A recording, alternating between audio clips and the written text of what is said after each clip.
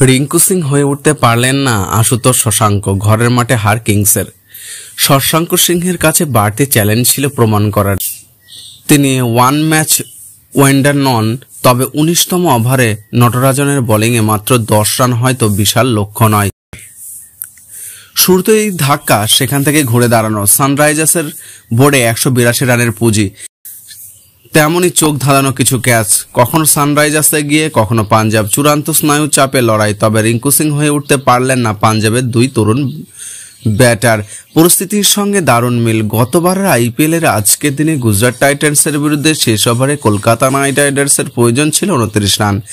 রিঙ্কু সিংয়ের 5 ছক্কার অনবদ্য জয় ছিনিয়ে নিয়েছিল কেকেআর। পাঞ্জাবের লক্ষ্য দাঁড়ায় 29। পুরো ম্যাচের পরিস্থিতি এক পাশে থাকে। শেষ 2 ওভারে পাঞ্জাব কিংসের লক্ষ্য দাঁড়ায় 39। ক্রিজে শশাঙ্ক সিং গত ম্যাচে তার ব্যাটে অবিশ্বাস্য জয় ছিনিয়ে নিয়েছিল কিংস।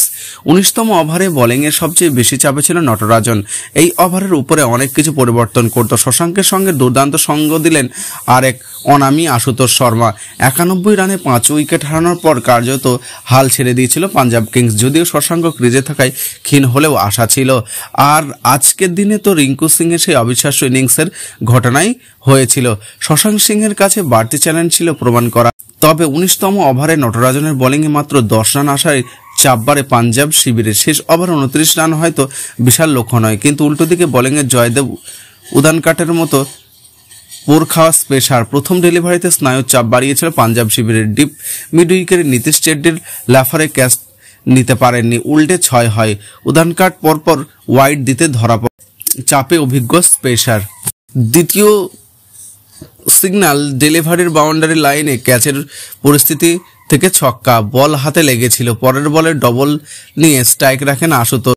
জোড়া 6 চাই, একটি 6 ও একটি 4 হলেও সুপার ওভার। ওয়াইড দিয়ে নিজেদের চাপ বাড়ান উদানকাট। পরের বলে রাহুল ত্রিপাঠীর ক্যাচ ড্র করলে 1 বলে 9 এর লক্ষ্য দাঁড়ায়। শেষ অবধি 2 রানে জয় সানরাইজার্সের।